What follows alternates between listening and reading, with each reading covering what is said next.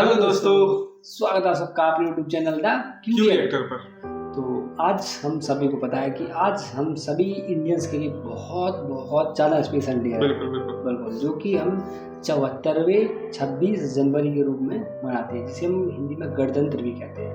जो आप व्यूअर्स में तो बहुत सारे लोग ऐसे होंगे जिनको इसके बारे में जानकारी तो है, हम मनाते हैं, राष्ट्रीय त्यौहार भी यही पता है, पर एक्चुअली रीज़न क्या है वो नहीं पता। वो हम लोग कहते हैं, मैंने भी सुना है काफ़ी जगह कि जो 26 जनवरी है उस दिन हमारा देश आज़ाद हुआ था। इस टॉपिक पे लोग ज़्यादा बात करते हैं कि आज़ाद हुआ था, जो मेन रीज़न इसका वो लोग नहीं बता पाते हैं, मतलब इन पे गौर ही नहीं करते शायद। और जो मोहित भाई कह रहे हैं कि अमूमन लोग यही जानते हैं कि इस दिन हम आज़ाद हुए थे, जबकि ऐसा नहीं है। आज़ादी हमें बहुत पहले मिल गई थी, लेकिन आज़ादी को सही मायने में जीने के लिए हमें जिस चीज़ की ज़रूरत थी उस चीज़ को हमने आज ही के दिन एडॉप्ट यानी लागू किया था। और उस चीज़ को बताएंगे मोहित भाई, तो क्या था वो, क्या नहीं था उसके बारे में। जो जैसे कि हमारा जो 26 जनवरी है, इंग्लिश में रिपब्लिक और हिंदी में बोलते हैं गणतंत्र दिवस। तो गणतंत्र यह एक भारतीय पर्व है, ठीक है ना, 26 जनवरी के रूप में मनाया जाता है, जो कि 2023 में हमने अपना 74वां गणतंत्र दिवस मनाया है। बड़ी खुशी के साथ हम लोगों ने मनाया है, क्योंकि मैं भी स्कूल में गया था, वहाँ पे काफ़ी सारे बच्चों ने एक्ट भी करा अच्छा, और गाने भी गाए, बड़ा अच्छा लगा। हम सभी को लगता है, बड़ा प्राउड फील होता है। लेकिन जब हम ये हिस्ट्री अपनी पढ़ते हैं या हमें उसके बारे में बताया जाता है तो बहुत बुरा, बहुत गिल्टी सी फील होती है हमें। तो आज के दिन आपको पता होगा, अगर आप जीके से संबंध थोड़ा रखते हो, पढ़ते होंगे, तो कि आज हमारा 74वां गणतंत्र दिवस था, जिससे राष्ट्रीय जो हमारे प्रधानमंत्री जी हैं वो लाल किले पे झंडा फहराते हैं। क्या आपको ये पता है कि वहाँ पे किस देश के जो राष्ट्रपति हैं वो चीफ गेस्ट के रूप में वहाँ पे आए थे? अतिथि कहते हैं इनको। आप लोगों में से कुछ लोग होंगे जो जीके पढ़ते होंगे, तो उन लोगों को पता होगा कि आज गणतंत्र दिवस के मौके पर किस देश के राष्ट्रपति हमारे यहाँ यानी भारत में और भारत की राजधानी नई दिल्ली में लाल किले में चीफ गेस्ट के रूप में आए थे, मुख्य अतिथि के रूप में जिन्हें बोलते हैं। तो वो थे मिस्र के राष्ट्रपति, इनका नाम था अब्देल फतह अली सीसी, जो वर्ष 2023 में मुख्य अतिथि के रूप में थे। तो और अगर प्रोनाउंसिएशन नाम में, क्योंकि बाहरी है, नाम में थोड़ा कुछ अगर गड़बड़ी है तो उसके लिए क्षमा है। वैसे नाम थोड़ा अटपटा ही है उनका, इंडियंस को नहीं समझ में आएगा। और जो मेनली क्या हुआ है कि 26 जनवरी को हमने अपना संविधान को अडॉप्ट किया था, संविधान को लागू किया था। उससे पहले आज़ादी मिल गई थी, कोई बिना, कहते नहीं, अगर घर में कोई सही रास्ता दिखाने वाला ना हो तो परिवार बिखर जाता है। उसी तरह से अगर देश में कुछ हमें सही बांधने के लिए या फिर कुछ ऐसा वो समुदाय या फिर दिशा निर्देशन के लिए कुछ ग्रंथ ना हो या फिर कॉन्स्टिट्यूशन ना हो, जिसे हम कॉन्स्टिट्यूशन कहते हैं, संविधान कहते हैं, तो उसे हमने लागू किया और बाकायदा लोग उसका सम्मान करते हैं।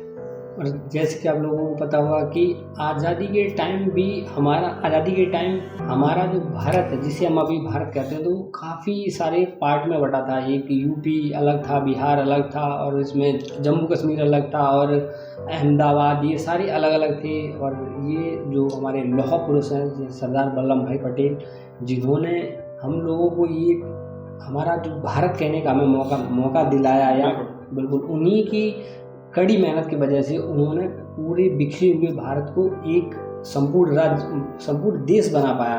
और जो 26 जनवरी मनाने का मेन रीज़न है, मुझे तो यही लगता है यही होना चाहिए, क्योंकि एक स्वतंत्र गणराज्य बनाने के लिए और जो देश में कानून का राज्य स्थापित करने के लिए। पहले क्या होता था, आप जानते होंगे, जो तानाशाही देश है, जैसे कि चाहे आप नॉर्थ कोरिया ले लो या फिर ले लो आप चीन को ही ले लो, तो वहाँ जैसा सिस्टम बनाना तो एक आदमी रूलर हो जाएगा, वो भी जो चाहे वो कर सकता है। लेकिन यहाँ पे ऐसा नहीं था। तो एक स्वतंत्र गणराज्य बनाने, देश में कानून राज्य स्थापित करने के लिए 26 नवंबर 1949 को भारतीय संविधान द्वारा इसे अपनाया गया।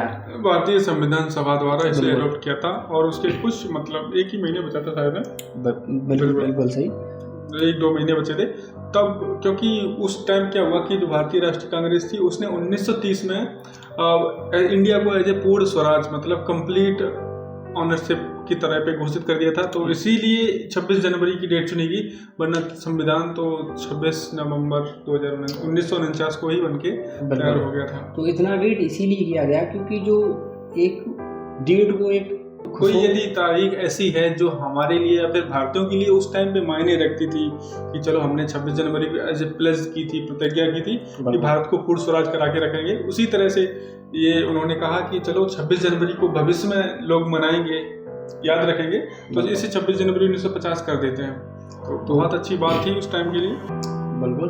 तो इसमें अब मैं ये भी बताना चाहूँगा कि इस दिन हम जो भारत के लोग हैं वो 26 जनवरी को स्पेशली क्या करते हैं, वो करते हैं जो इस दिन हर भारतीय, जो भी भारतीय इंडियंस लोग हैं, अपने देश के लिए प्राण देने और अमर सपूतों को श्रद्धांजलि अर्पित करते हैं। जैसे कि चाहे वो सरदार वल्लभ भाई पटेल हो, चाहे वो गांधी जी हो, चाहे चंद्रशेखर आज़ाद हो, या भगत सिंह, बटुकेश्वर दत्त एक्स्ट्रा, जो भी जितने लोग थे उन स्वतंत्रता सेनानी, बिल्कुल स्वतंत्रता सेनानी, फ्रीडम फाइटर, तो हम उन लोगों को श्रद्धांजलि देते हैं। चाहे ये मेन रूप से जो सबसे ज़्यादा अगर आपको देखने को मिलेगा तो हमारी राजधानी दिल्ली में आपको देखने को मिलेगा, नहीं तो हमारे जैसे छोटे स्कूल कॉलेजेस वगैरह इन सभी में इवेंट होते हैं इस दिन।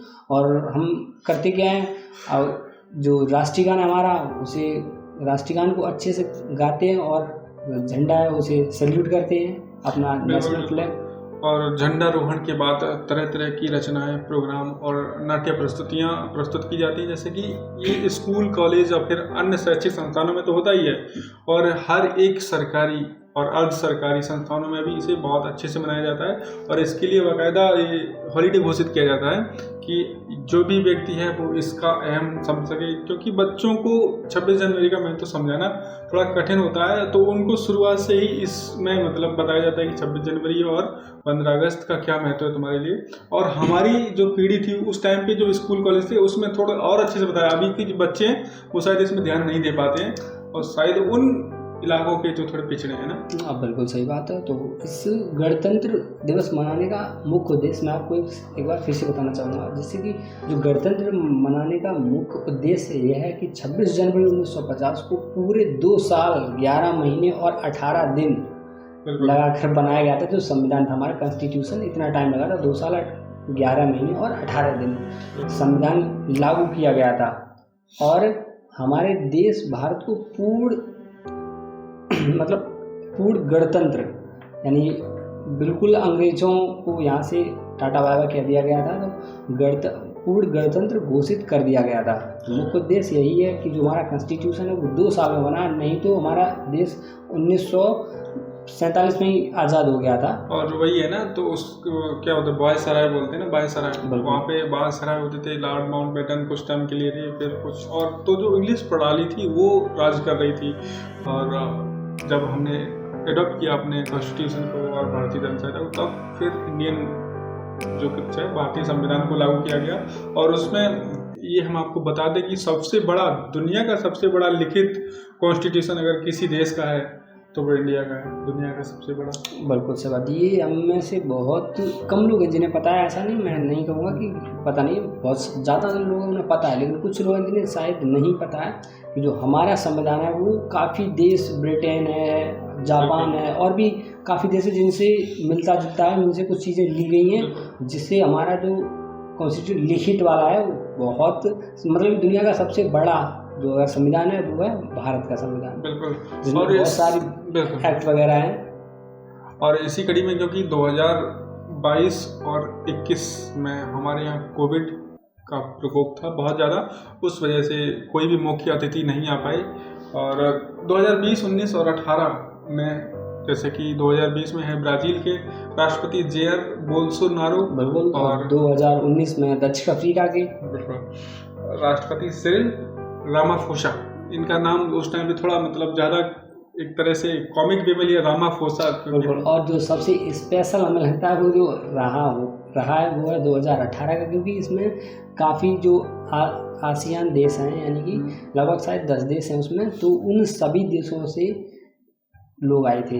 उनकी आसियान देश वही है, एशियन देश जो थोड़ा बिलो श्रीलंका से नीचे, म्यांमार ये वियतनाम में सब आते हैं। Brunei, Cambodia, Indonesia, Laos, Malaysia, Myanmar, Philippines, Singapore, Thailand और वियतनाम, इन सभी के राष्ट्रपति या राष्ट्रपति होते हैं। भारतीय देश है जहाँ पे मुख्यमंत्री और प्रधानमंत्री होते हैं। हाँ, बाकी देशों में राष्ट्रपति होते हैं, तो वो सभी लोग आए थे। क्योंकि जो संविधान है वो मोस्टली ब्रिटेन कॉन्स्टिट्यूशन से इन्फ्लुएंस्ड है, तो वहाँ पे सर्वेसर्वा प्राइम मिनिस्टर होता है। उसी तरह से इंडिया में भी जो सर्वेसर्वा प्राइम मिनिस्टर है, और अमेरिका जैसे हो गया कम्युनिस्ट सरकार जहाँ पे है, तो वहाँ पे सर्वेसर्वा प्रेसिडेंट होता है। क्योंकि इंडिया में जो अगर कोई चीज़ फॉर्मल रूप से साइन की जाती है, भले ही वो प्रधानमंत्री समझौता करें टाइप किसी के बीच हो, लेकिन एज ए राष्ट्रपति के सिग्नेचर से ही वो पास होता है।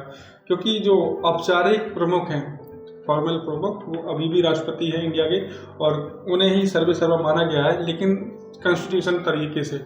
और जो जनता के द्वारा चुना जाता है वो प्रधानमंत्री होता है, उसके पास ज़्यादा पावर होती है, क्योंकि प्रधानमंत्री ही एज ए डिसाइड करता है कि किसको हमें मतलब राष्ट्रपति बनाना है। तो बिल्कुल, आपको अगर हमारी जानकारी अच्छी लगी हो तो आप ये जानकारी अपने फ्रेंड्स, रिलेटिव्स और जिसे आप चाहें कि जिसकी नॉलेज इंक्रीज हो, एग्जैक्ट रीज़न पता चले हमें रिपब्लिक डे मनाने का, तो आप उसे शेयर ज़रूर करें। और इसमें एक हम और बताना चाहते हैं कि गणतंत्र और लोकतंत्र और राजतंत्र और तानाशाह तंत्र, तीनों में डिफरेंस ये है कि जो तानाशाह होता है उसमें सिर्फ एक व्यक्ति होता है, और जो राजतंत्र होता है उसमें एक परिवार होता है। और इसमें क्या हुआ है, जो कम्युनिस्ट साम्यवादी सरकार होता है, साम्यवाद तंत्र जो है, उसमें एक पार्टी की सरकार होती है। जैसे चाइना में एक पार्टी की सरकार है, वहाँ पे सिर्फ एक पार्टी का ही दबदबा चलता है।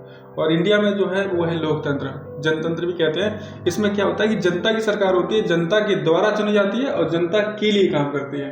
बिल्कुल सही। तो ये बात है, और अगर आप लोगों को पता है बेहतर तो हमें कमेंट में बिल्कुल बताएं। और क्योंकि इस बार का जो गणतंत्र दिवस था बहुत खास था। तो वीडियो आपको पसंद आया तो वीडियो को लाइक, शेयर, सब्सक्राइब करना ना भूलें। मिलते हैं आपसे अगले वीडियो, जब तक के लिए जय हिंद।